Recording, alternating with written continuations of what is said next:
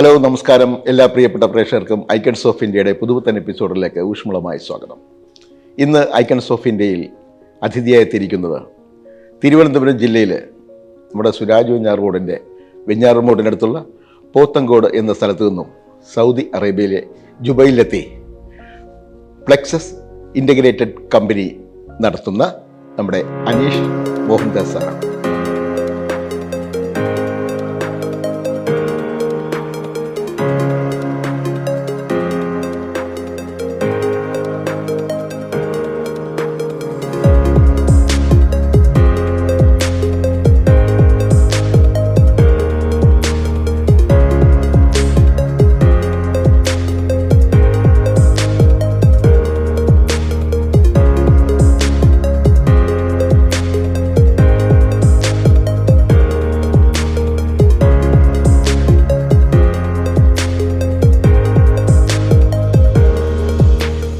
Aneesh Mohandas sir, icons of ഇന്ത്യയിലേക്ക് സ്വാഗതം. Thank you so much Yusuf sir. അപ്പോൾ സാറിൻ്റെ പ്ലെക്സസ് ഇൻ്റഗ്രേറ്റഡ് കമ്പനിയെക്കുറിച്ച് വിശേഷങ്ങൾ അറിയാൻ, സാറിൻ്റെയും കമ്പനിയുടെയും വിശേഷങ്ങൾ അറിയാൻ ഞങ്ങളുടെ പ്രേക്ഷകർ കാത്തിരിക്കുകയാണ്. അപ്പോൾ കമ്പനിയുടെ വിശേഷങ്ങൾ സാറ് തന്നെ പറഞ്ഞോളൂ. എന്താണ് പ്ലെക്സസ് ഇൻ്റഗ്രേറ്റഡ് കമ്പനി? ഈ കമ്പനി ആക്ച്വലി എൻ്റെ ഫാദർ തുടങ്ങിയ കമ്പനിയാണ്. 81 ഇത് തുടങ്ങിയത്. ഇത് തുടങ്ങുമ്പോൾ പുള്ളിക്കാരൻ്റെ കൂടെ ഇവിടുത്തെ സ്പോൺസർ, അന്നത്തെ കാലത്ത് ഈ സ്പോൺസർഷിപ്പാണ് എല്ലാം. നമുക്ക് സ്വന്തമായിട്ട് ഇപ്പോഴാണ് മോഡേണൈസ് ആയത്. അതിന് മുന്നേ നമുക്ക് സ്വന്തമായിട്ടൊരു ബിസിനസ് ഫേമോ വെഞ്ചറോ ഒന്നും തുടങ്ങാൻ പറ്റില്ല. ഒരു കഫീലിൻ്റെ കീഴിൽ മാത്രമാണ് നമുക്ക് വർക്ക് ഇങ്ങനെ തുടങ്ങാൻ പറ്റുക. അപ്പോൾ അന്ന് ഡാഡിയാണ് പുള്ളിക്കാരൻ്റെ 001 നമ്പർ 1 എന്ന് പറഞ്ഞ എംപ്ലോയി ലിസ്റ്റിൽ വന്നത്. ഡാഡിയാണ് ഇവിടെ ബാക്കിയുള്ള ഫേംസിലെല്ലാം സ്റ്റാഫുകളെല്ലാം റിക്രൂട്ട് ചെയ്തു. പിന്നെയാണ് ഡാഡി ഇവിടെ ഉണ്ടായിരുന്നു. ഫാദർ ഇവിടെ ഇപ്പോഴും ഉണ്ട്. ആ അതെ, പുള്ളി 30th പുള്ളി ഇപ്പം നാട്ടിലാണ്, 30th തിരിച്ചെത്തുന്നതാണ്. അപ്പോൾ ഇപ്പോഴും പുള്ളി ഷീസ് അറൌണ്ട് 67. പുള്ളി ഇപ്പോഴും സൗദി അറേബ്യയാണ് പുള്ളിയുടെ ജന്മനാടെന്നുള്ള രീതിയിലാണ് പുള്ളിക്ക് ഇപ്പോഴും ആ ഒരു ഫീല്. കാരണം നാട്ടിൽ നിൽക്കുന്നേക്കാൾ കൂടുതൽ പുള്ളിക്കാരൻ്റെ മേജർ ലൈഫ് ടൈം ഇവിടെയാണ് സ്പെൻഡ് ചെയ്തത്. പുള്ളി എനിക്ക് തോന്നുന്നു പുള്ളിയുടെ 17th ഇയറിൽ ഇവിടെ കയറി വന്നതാണ്. അപ്പോൾ അത്രയും ടൈം ഉണ്ട്. അപ്പോൾ 81 ഫാദറും നമ്മളെ അന്നത്തെ സ്പോൺസറായ ഹസൻ ഇബ്രാഹിം അൽ മുഗാവി എന്ന് പറഞ്ഞ ഒരു മുഗാവി ഫാമിലി, ഹസയിലുള്ള ഒരു ഫേമസ് ഫാമിലിയാണ്. അവർ രണ്ടുപേരും കൂടെ തുടങ്ങിയതാണ് ഈ ഒരു കൺസ്ട്രക്ഷൻ. അന്ന് കൺസ്ട്രക്ഷനാണ് മെയിനായിട്ട്. ഈ പ്ലാന്റ്സും അങ്ങനെ ഒരു പെട്രോകെമിക്കൽ എക്സ്പ്ലോറേഷൻസ് ഒക്കെ നടക്കുന്ന ഒരു ടൈം മാത്രമായിരുന്നു. മെയിൻലി കൺസ്ട്രക്ഷൻ, അതുപോലെ ചെറിയ ചെറിയ പെട്രോകെമിക്കൽസ്, അറാംകോ ഒക്കെ അന്ന് സ്റ്റാർട്ടിങ് ലെവലല്ല, അങ്ങനെ റിഗിങ്സും കാര്യങ്ങളൊക്കെ നടക്കുന്ന ഒരു ടൈമായിരുന്നു. അപ്പോൾ അന്ന് ഇതിൻ്റെ ഒരു ഓപ്പർച്യൂണിറ്റി മനസ്സിലാക്കി അങ്ങനെയാണ് പുള്ളി ഇത് സ്റ്റാർട്ട് ചെയ്യുന്നത്. സ്റ്റാർട്ട് ചെയ്യുമ്പോൾ തന്നെ ഫാദറും ഈ ഒരു സ്പോൺസർ മാത്രമേ ഉണ്ടായിരുന്നു. അന്നത്തെ കാലത്ത് ഭയങ്കര ഒരു പ്രിവിലേജ് ഫാദറിന് കൊടുത്തിട്ടുണ്ടായിരുന്നു. ഈ സ്പോൺസർ എന്ന് പറയുമ്പോൾ പുള്ളിക്കാരന് ഒരു ബ്രദറിനെ കണക്കായിരുന്നു. രണ്ടുപേരും ഒരേ ഏജുകാരായതുകൊണ്ട് അവർ തമ്മിൽ ഭയങ്കര ഒരു ക്ലോസ് റിലേഷൻ വെച്ചിരുന്നു. പിന്നെ ഇത് കഴിഞ്ഞിട്ട് ഒരുവിധം ഫേമൊക്കെ ഒരു ഷോപ്പായിട്ട്, ചെറിയൊരു ഷോപ്പായിട്ട് ഹസയിലാണ് ഇത് സ്റ്റാർട്ട് ചെയ്യുന്നത്. അത് കഴിഞ്ഞിട്ട് കുറച്ച് നാൾ കഴിയുമ്പോൾ ഒരു 83 ഒക്കെ ആകുമ്പോഴാണ് ഞാൻ ഫാമിലി ആയിട്ട് ഫാദർ നമ്മളിവിടെ കൊണ്ടുവരുന്നത്. ഞാൻ എന്നെയും ബ്രദറിനെയും മദറിനെയും കൊണ്ടുവരുന്നത് ആദ്യമായിട്ട്.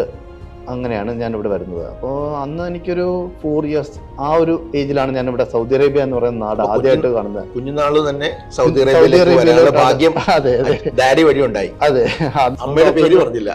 മദറിന്റെ പേര് സുഷമകുമാരി എന്നാണ്. ഡാഡിയുടെ പേര് മോഹൻദാസ് സാർ. മദറിന്റെ പേര് സുഷമകുമാരി എന്നാണ്. പുള്ളിക്കാരി ഹൗസ് വൈഫ് ആയിരുന്നു.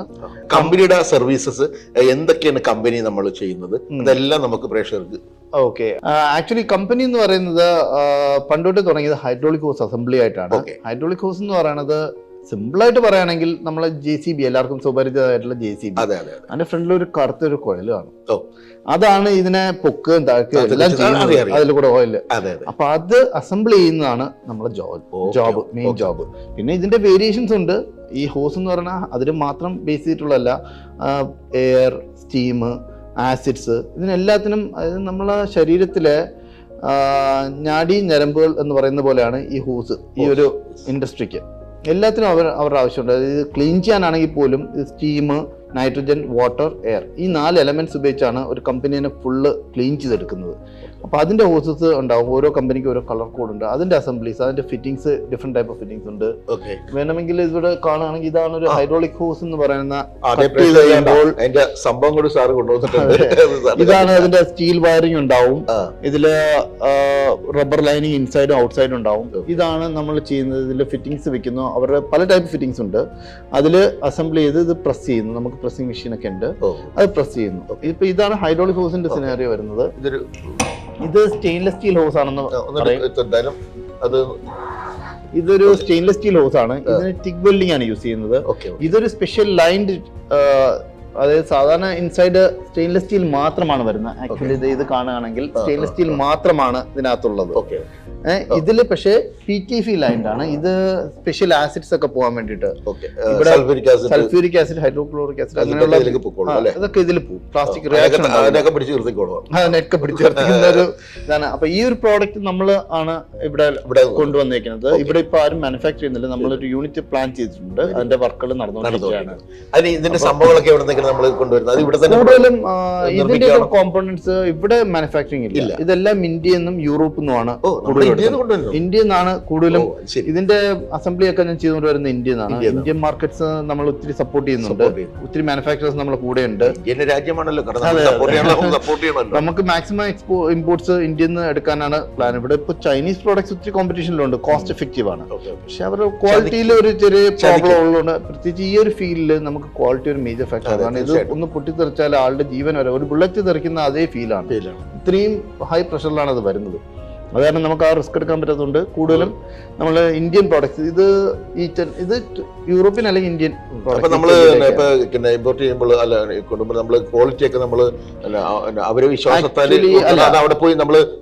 ഞാൻ 2-3 തവണ ഫാക്ടറി വിസിറ്റ് ഞാൻ ചെയ്തിട്ടുണ്ട്. അല്ലാതെ സ്റ്റാഫുകള് നാട്ടിലുള്ളപ്പോൾ അവർ പോവാറുണ്ട്. അല്ലാതെ തന്നെ എന്റെ ബ്രദർ അവിടെ സെയിം ഫീൽഡിലുണ്ട്, മാസ് ഹൗസ് ഓഫ്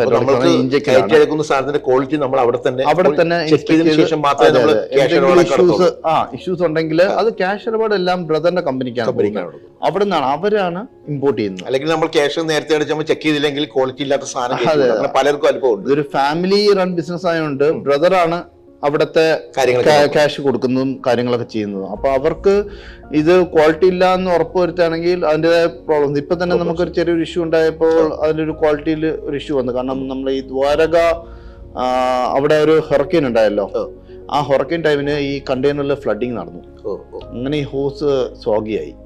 അപ്പോ അത് കാരണം ഇതിന്റെ പെർഫോമൻസ്, സ്റ്റീം ഹോസ് ആയിരുന്നു, ഇതിന്റെ പെർഫോമൻസും സ്റ്റീൽ വയറിങ്ങും എല്ലാം മാറി. കാരണം ഇതിന്റെ ക്യാരക്ടറേ മാറിപ്പോയി.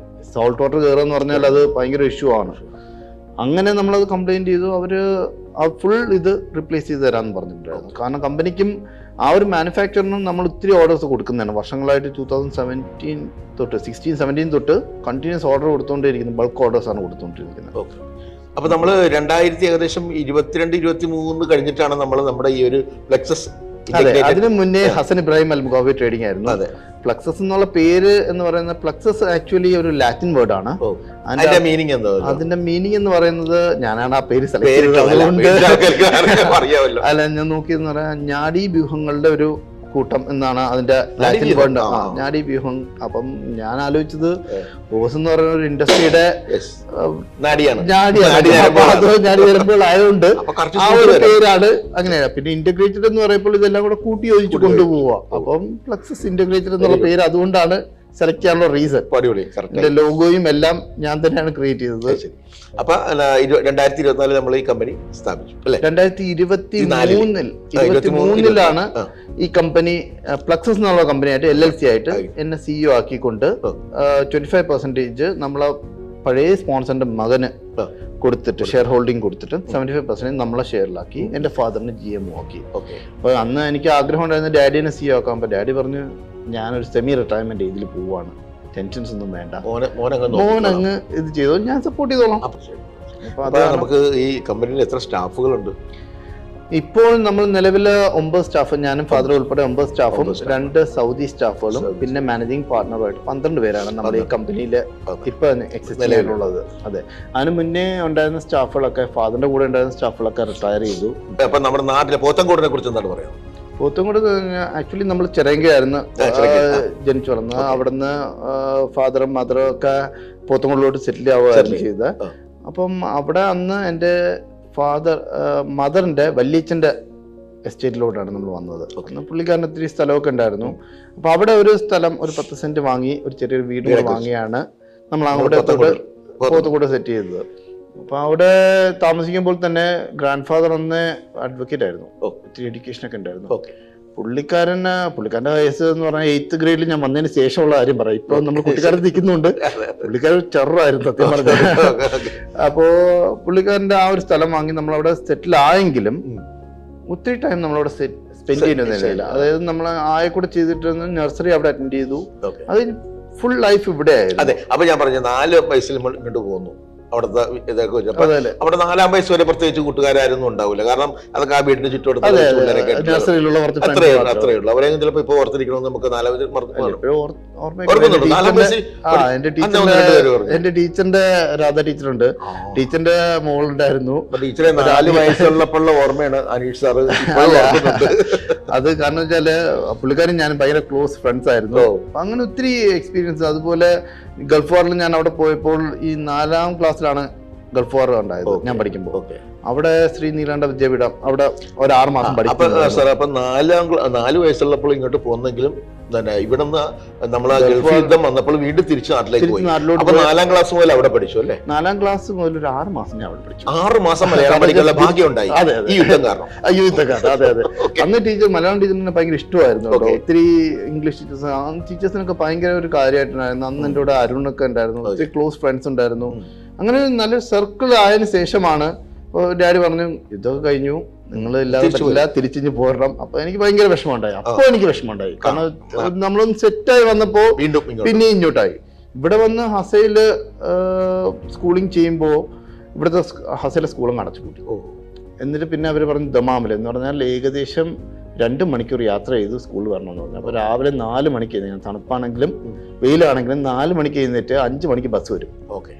ഈ ബസ്സിൽ കയറി 7:30 സ്കൂളിലെത്തണം. അപ്പൊ രാവിലെ തന്നെ ആ ബ്രദറിനും എനിക്കും ഭയങ്കര ഒരു ഡിഫിക്കൽട്ട് ഫേസ് ആയിരുന്നു അത്. പക്ഷെ പിന്നെ യൂസ് ടു ആയി. എങ്കിലും ദമാമിലാണ് ഞാൻ പിന്നെ 8th വരെ പഠിച്ചത്. ഒരു 6 മുതൽ 8th വരെ ദമാം സ്കൂളിൽ, ഇന്റർനാഷണൽ സ്കൂളിലാണ് പഠിച്ചത്. തിരിച്ച് 8th തൊട്ട് 9th ഗ്രേഡിൽ ഫാദർ പറഞ്ഞു ഹയർ എഡ്യൂക്കേഷൻ നമുക്ക് ഇവിടുത്തെ എക്സ്പെൻസ് ഒക്കെ കൂടുന്നു, പിന്നെ ഡാഡിക്ക് ജുബൈലിൽ വരേണ്ട ആവശ്യമുണ്ട്. അപ്പം ജുബൈലിലോട്ട് സ്പ്ലിറ്റ് ചെയ്ത് കഴിഞ്ഞിട്ട് അന്ന് ഹസ എന്ന് പറയുന്ന സ്ഥലത്ത് നിന്ന് ഡാഡി ജുബൈലിൽ വന്നും പോയി. നമ്മളിടയ്ക്ക് ഇങ്ങനെ ട്രാവൽ ചെയ്തൊക്കെ വരുമായിരുന്നു വീക്കെൻഡിൽ ഇവിടുത്തെ സ്ഥാപനം നോക്കാനോ തന്നെ. ഡാഡി പറഞ്ഞു എനിക്കിവിടെ കുറച്ചുകൂടെ ടൈം സ്പെൻഡ് ചെയ്യേണ്ടി വരും, അപ്പം നിങ്ങളുടെ അടുത്തുള്ള ടൈം സ്പെൻഡിങ് കുറയും. അത് കാരണം നിങ്ങൾ നാട്ടിൽ പോയി പഠിത്തം കണ്ടിന്യൂ ചെയ്തോളൂ, മദർ ഇടയ്ക്കിടയ്ക്ക് വരും.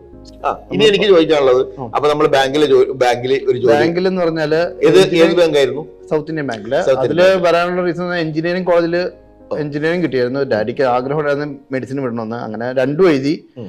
മെഡിസിന് ആയുർവേദം കിട്ടിയോണ്ട് ഞാൻ വിട്ടു. നേരെ എഞ്ചിനീയറിംഗ് ആയുർവേദ ഡോക്ടർക്ക് ആകാൻ താല്പര്യമില്ല അല്ലേ? അങ്ങനെ ഒരു പിന്നെ ജീവിതകാലം മൊത്തം പഠിക്കണം എന്ന് ആലോചിച്ചപ്പോ പറഞ്ഞ ഒരു 40 വയസ്സ് വരെ പഠിക്കേണ്ട ഒരു അവസ്ഥ പറഞ്ഞ് എഞ്ചിനീയർ ആകുമ്പോൾ 4 വർഷം കഴിഞ്ഞാൽ പോവാലോ. അത് കാരണം എഞ്ചിനീയറിംഗ് കഴിഞ്ഞ് ക്യാമ്പസ് പ്ലേസ്മെന്റ് കിട്ടി. കോഴിക്കോടായിരുന്നു മൗറൂഡില് ഒരു ചെറിയൊരു ഫേമില്. അന്നത്തെ സാലറി 2004 ഒരു 5,000 10,000 ആദ്യത്തെ സാലറിയാണോ? അതെ, 5,000 പ്ലസ് അക്കോമഡേഷൻ. ആദ്യത്തെ സാലറി അന്നത്തെ 2004. അപ്പോൾ എല്ലാവരും ഞാൻ പറഞ്ഞു ഇത് കുറഞ്ഞ സാലറിയാണ്, സോഫ്റ്റ്വെയറിലൊക്കെ പോകണം, ഇത്തിരി സാലറീസ് കിട്ടും. പറഞ്ഞു നിനക്ക് ഫസ്റ്റ് കിട്ടിയ ഇന്റർവ്യൂ ഫസ്റ്റ് കിട്ടിയ ജോബാണ്, അത് കളയണ്ട, എത്ര ഇതായിരുന്നാലും കളയണ്ടെന്ന്. അന്ന് എൻ്റെ സാറ് ചന്ദ്രബോസ് സാർ ഒത്തിരി നമ്മളെ ട്യൂട്ടറായിരുന്നു. പുള്ളിയും അതുപോലെ HODയും അതുപോലെ മമ്മയും ഡാഡിയും ഒക്കെ പറഞ്ഞു സാലറി നീ നോക്കേണ്ട ആവശ്യമില്ല, ഇപ്പം ഫസ്റ്റ് ജോബല്ലേ, കയറ്, നിനക്ക് അത് പ്രത്യേകിച്ച് ക്യാമ്പസ് വഴി വന്നതല്ലേ, അത് നീ ഇനി വേണ്ടെന്ന് പറഞ്ഞ ഒരു ഇത് കാണിക്കണ്ട, നിന്ന് കാണിക്കണ്ട, കയറിക്കോളാൻ പറഞ്ഞു. അങ്ങനെ ഞാൻ കയറി. ബാങ്കിലല്ല, അതൊരു ജർമ്മൻ എന്ന് പറയുന്ന ഒരു പമ്പ് കമ്പനിയുടെ മാർക്കറ്റിംഗ് ആയിട്ടാണ് ഞാൻ അവിടെ ഒരു 6 മാസം ജോലി ചെയ്തപ്പോൾ എനിക്ക് മനസ്സിലായി ഈ ഫേമിൽ നിന്നുകൊണ്ട് എനിക്കൊരു പർട്ടിക്കുലർ കരിയർ ഗ്രോത്ത് ഉണ്ടാവില്ലെന്ന് മാത്രമല്ല, പക്ഷേ എൻ്റെ ഫീൽഡ് എനിക്ക് മനസ്സിലാക്കാൻ പറ്റി. അതായത് ഞാനൊരു മാർക്കറ്റിങ്ങിൽ എനിക്ക് ഇത്തിരി കൂടെ ഒരു സ്കില്ലുണ്ടെന്ന് മനസ്സിലാക്കി. അപ്പം ഞാൻ ഡാഡി അടുത്ത് വിളിച്ച് പറഞ്ഞു, ഡാഡി ഞാനിവിടെ ജോലി മതിയാകുന്നു. അപ്പം എന്ത് പറ്റി? പറഞ്ഞു എനിക്ക് MBA എടുത്താൽ കൊള്ളാമെന്നുണ്ട്. ഞാൻ MBA എടുത്ത്, കാരണം എനിക്ക് മാർക്കറ്റിങ്ങും ഇതൊക്കെ എനിക്ക് ഇഷ്ടപ്പെട്ടു. ഞാൻ ആ ഫീൽഡിലോട്ട് തിരിക്കാൻ പോവാണ്. അപ്പോൾ ഡാഡി പറഞ്ഞു എഡ്യൂക്കേഷൻ എന്ന് പറഞ്ഞാൽ ഡാഡി പിന്നെ ഒന്നും നോക്കത്തില്ല, നിർത്തിക്കോളാൻ പറഞ്ഞു. അപ്പം തന്നെ നിർത്തിക്കോ, നേരെ MBA കോച്ചിങ്ങിന് വിട്ടോ, എന്നിട്ട് എത്രയാണെന്ന് വെച്ചാൽ നോക്കിയാൽ അത് നല്ല കോളേജ് നീ തന്നെ സെലക്ട് ചെയ്തോ, എടുത്തോളാൻ പറഞ്ഞു. അങ്ങനെ MBA കോച്ചിങ്ങൊക്കെ പോയി കാറ്റ് സ്കോറൊക്കെ കിട്ടി. അപ്പോൾ എനിക്ക് ട്രിവാൻഡ്രം എഞ്ചിനീയറിംഗ് കോളേജിൽ നിന്ന് MBA അന്ന് അവർ സ്റ്റാർട്ടിങ് ആയിരുന്നു, അവർ വിളിച്ചു. അപ്പോൾ അവർ വിളിച്ചപ്പം നോമിനൽ ഫീ, വലിയ കുഴപ്പമില്ല, ഗവൺമെൻറ് കോളേജ്, വീട്ടിൻ്റെ അടുത്തുള്ള കോളേജ്. അങ്ങനെ അവിടെ ജോയിൻ ചെയ്തു. അവിടെ ജോയിൻ ചെയ്തപ്പോഴാണ് ക്യാമ്പസ് ഇൻ്റർവ്യൂ. അന്ന് പ്രൊബേഷണറി ഓഫീസേഴ്സ് എന്ന് പറഞ്ഞ പോസ്റ്റ് ഉണ്ട്, അസിസ്റ്റന്റ് മാനേജറിൻ്റെ കാറ്റഗറിയാണ്. അവരെ ഡയറക്റ്റ് ക്യാമ്പസ് ഇൻ്റർവ്യൂ ചെയ്താണ് എടുക്കുന്നത്. ഇപ്പോൾ ടെസ്റ്റാണ്. അന്ന് പക്ഷേ അത് 2007 ടൈമാണ്. ഞാനത് പോയി അറ്റൻഡ് ചെയ്തു. അപ്പോൾ അവർക്ക് ഇഷ്ടപ്പെട്ടു. അവർ നേരെ എടുത്തു. തൃശ്ശൂർ വന്നു. തൃശ്ശൂർ പഠിച്ച സ്ഥലത്ത് തന്നെ തിരിച്ചു വന്നു. ഞാൻ തൃശ്ശൂർ എഞ്ചിനീയറിംഗ് കോളേജിലാണ് പഠിച്ചത്. GEC തൃശ്ശൂരിലാണ് പഠിച്ചത്, ഗവൺമെന്റ് എഞ്ചിനീയറിംഗ് കോളേജ്. തിരിച്ച് തൃശ്ശൂർ വരുമ്പോൾ തൃശ്ശൂർ എന്ന് പറഞ്ഞാൽ പണ്ട് എനിക്ക് ഇഷ്ടമുള്ളൊരു സ്ഥലമായിരുന്നു. അങ്ങനെ തിരിച്ച് തൃശ്ശൂർ വന്നു. എന്നിട്ട് എനിക്ക് ആദ്യത്തെ ഒത്തിരി ഇഷ്ടം, മീൻസ് ഭയങ്കര ഒരു അറ്റാച്ച്മെന്റ് എനിക്ക് തൃശ്ശൂരോട് എപ്പോഴും ഒരു ഫീൽ ഉണ്ട്. അതെ, പൂരം എന്നൊക്കെ പറയാൻ ഭയങ്കര വലിയൊരു ഫീൽ ആയിരുന്നു. നമ്മുടെ ഫ്രണ്ട്സിന്റെ വീട്ടിലൊക്കെ പോയിരുന്നു പൂരത്തിന് പോയിട്ട്, കാരണം ആ ക്രൗഡ് അത്രയ്ക്കുണ്ട്. ഫ്രണ്ട്സ് ഒക്കെ അടുത്തുണ്ട്. ഒത്തിരി നല്ല എക്സ്പീരിയൻസ് ഉള്ളൊരു സ്ഥലമാണ്. ഒത്തിരി നല്ല പോസിറ്റീവ് ആയിട്ടുള്ള ഒത്തിരി കാര്യങ്ങൾ സംഭവിച്ചൊരു ലൈഫില്, ഒത്തിരി നല്ല കാര്യങ്ങൾ സംഭവിച്ചൊരു സ്ഥലമാണ് തൃശ്ശൂർ. അപ്പൊ അതോട്ട് തിരിച്ചു വരാൻ ഒരു സന്തോഷം ഉണ്ടായിരുന്നു. സൗത്ത് ഇന്ത്യൻ ബാങ്കിന്റെ ഹെഡ് ഓഫീസ് തൃശ്ശൂരായിരുന്നു. അങ്ങനെ അവിടെ ട്രെയിനിങ് എല്ലാം കഴിഞ്ഞിട്ട് അവർ നേരെ പ്ലേസ് ചെയ്തത്, നേരെ അടിച്ചത് ബോംബെ. ഞെട്ടി, ബോംബെയിലോ?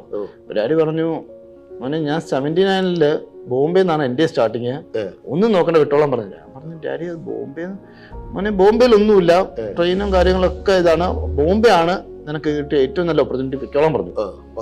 അപ്പോൾ ബോംബെയിൽ പോകുമ്പോൾ എൻ്റെ അടുത്ത് മദറും എല്ലാവർക്കും ടെൻഷനാണ്, ഇത്രയും ദൂരെ പോകുന്നു ഒറ്റയ്ക്ക്. ഞാൻ പറഞ്ഞു ഞാൻ ഒറ്റയ്ക്ക് അങ്ങ് പോവാം. പറഞ്ഞു വേണ്ട, അങ്കിളിനെ കൂടെ കൂടിക്കൊണ്ട് പോകാം. ഞാൻ പറഞ്ഞു വേണ്ട, അങ്കിൾ വന്നാലും പുള്ളിക്കും പുതിയതല്ലേ, ആവശ്യമില്ല, ഞാനങ്ങ് പൊയ്ക്കോളാം. അങ്ങനെ ഒറ്റയ്ക്ക് തന്നെയാണ് ഞാൻ ട്രെയിനിൽ കയറി ബോംബെയിലെത്തി. അവിടെ ഫുള്ള് ബാങ്കിന്റെ ബ്രാഞ്ചിൽ പോയി. അന്ന് എനിക്ക് ഒരു ഫ്രണ്ടിനെ കിട്ടി, സിനോദ് എന്ന് പറഞ്ഞിട്ട്. പുള്ളിക്കാർ ഇപ്പോഴും ഇപ്പൊ ആക്സിസ് ബാങ്കിലോട്ട് മാറി. അന്ന് എനിക്ക് ഫസ്റ്റ് ആയിട്ട് കിട്ടുന്ന ഫ്രണ്ട് പുള്ളിയാണ്. പുള്ളിയുടെ കൂടെ റൂംമേറ്റ് ആയി.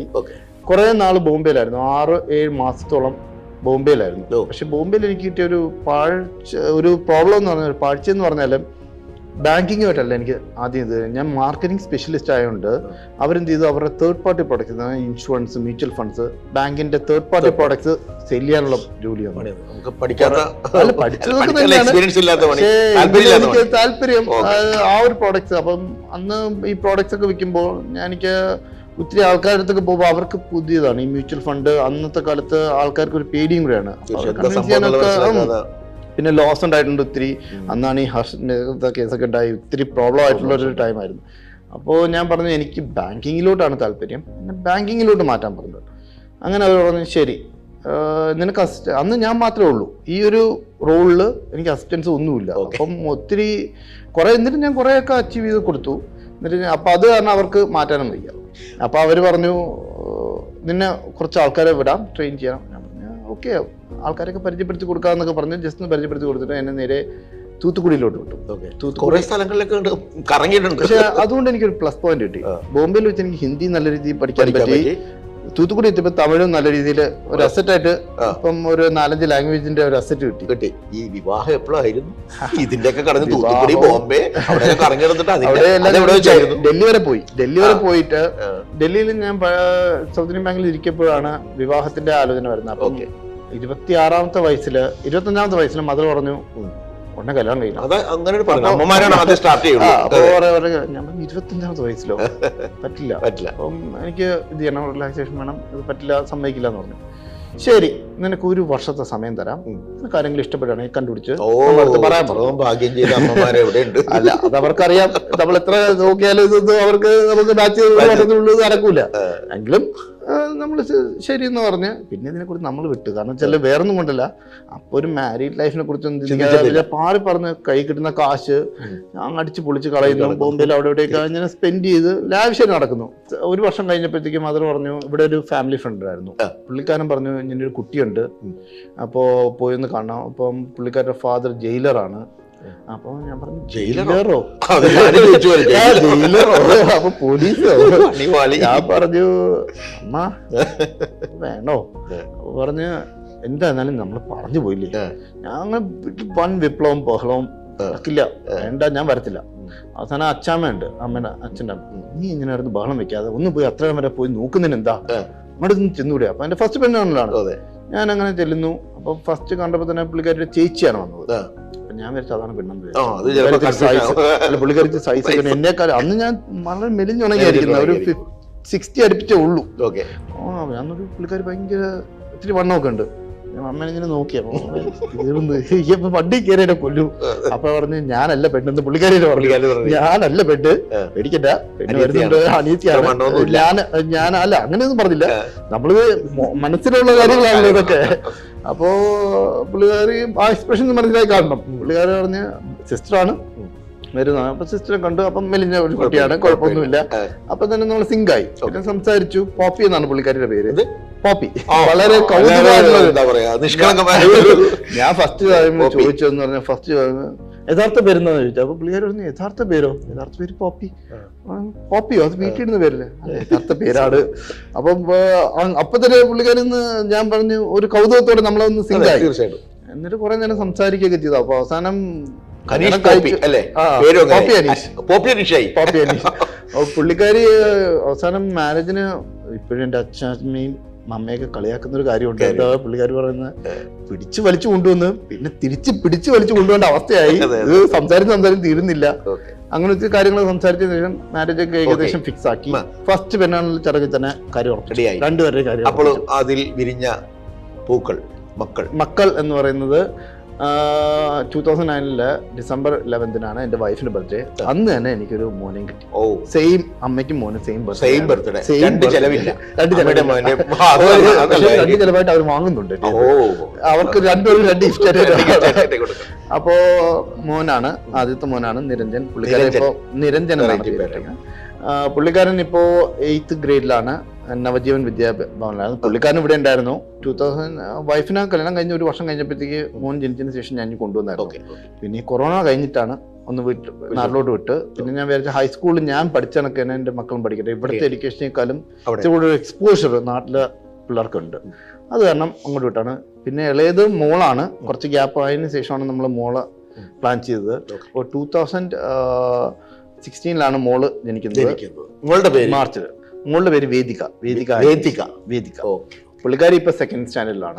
അപ്പോ ഒരു 5 വയസ്സിന്റെ വ്യത്യാസമുണ്ട് മോനും മോളും. ലൈഫൊക്കെ അങ്ങനെ സന്തോഷമായിട്ട്. അപ്പോൾ ഫ്യൂച്ചർ വിഷനെ ഐക്കൺസ് ഓഫ് ഇന്ത്യയുടെ എല്ലാവിധ ആശംസകളും ഇപ്പോൾ തന്നെ. So much. ഇനി നമ്മളുടെ പ്രേക്ഷകർക്കായിട്ട്, അതായത് ഇവിടെയൊക്കെ വന്ന് ബിസിനസ് ചെയ്യാനും ഒക്കെ ചെയ്യാൻ വേണ്ടി സൗദി അറേബ്യയിലേക്ക് കാലുകുത്താൻ വേണ്ടി ആഗ്രഹിച്ചിരിക്കുന്ന ആളുകളുണ്ട്.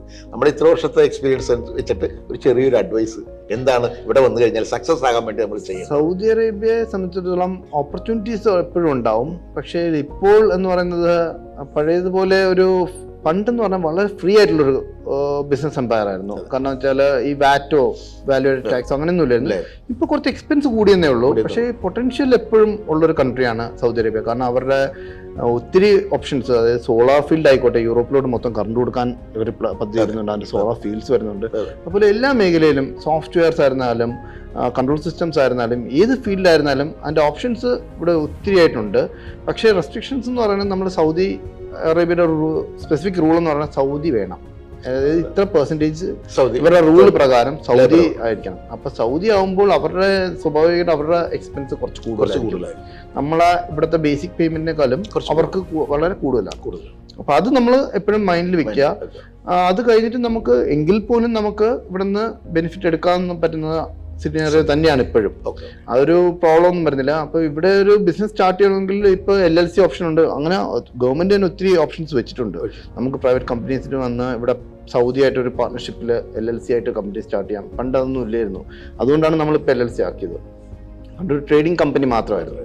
സൗദീസിന് മാത്രമേ കമ്പനീസും ട്രേഡിംഗ് ഒക്കെ നടത്താൻ പറ്റുള്ളൂ. നമുക്ക് ഇല്ലീഗൽ ബിനാമി എന്നുള്ളൊരു ലെവലിലോട്ട് വന്നിട്ടുണ്ടായിരുന്നു. പക്ഷെ ഇപ്പോൾ നമ്മൾ പൂർണ്ണമായിട്ട് നമുക്ക് ലീഗലായിട്ട് ഇവിടെ ബിസിനസ് തുടങ്ങാം, ഇവിടെ എക്സ്പാൻഡ് ചെയ്യാം, ഇവിടെ ബ്രാഞ്ചസ് വെക്കാം, എന്ത് വേണോ ചെയ്യാം. As long as it's in your field. നിങ്ങൾക്ക് എന്താണ് ചെയ്യാൻ പറ്റുന്ന ആ ഒരു ഫീൽഡിലോട്ട് കേന്ദ്രീകരിച്ച് വരണം. അല്ലാതെ നമ്മൾ ഇവിടെ വന്നൊരു പുതിയ ഫീൽഡിലോട്ട് കയറുക എന്ന് പറഞ്ഞാൽ ചിലപ്പോൾ ബുദ്ധിമുട്ടായിരിക്കും. കാരണം വെച്ചാൽ അവിടെ അത്രയ്ക്ക് ഉള്ളൊരു കോമ്പറ്റീഷൻ കൂടിയും തുടങ്ങിയിട്ടുണ്ട്. അപ്പോൾ പ്ലെക്സസ് ഇൻ്റഗ്രേറ്റഡ് കമ്പനി സാറിൻ്റെ ഫ്യൂച്ചർ വിഷൻ പോലെ തന്നെ ഉയരങ്ങളിലേക്ക് പറക്കട്ടെ എന്ന് ഒരിക്കൽ കൂടി ഐക്കൺസ് ഓഫ് ഇന്ത്യ ആശംസിക്കുന്നു.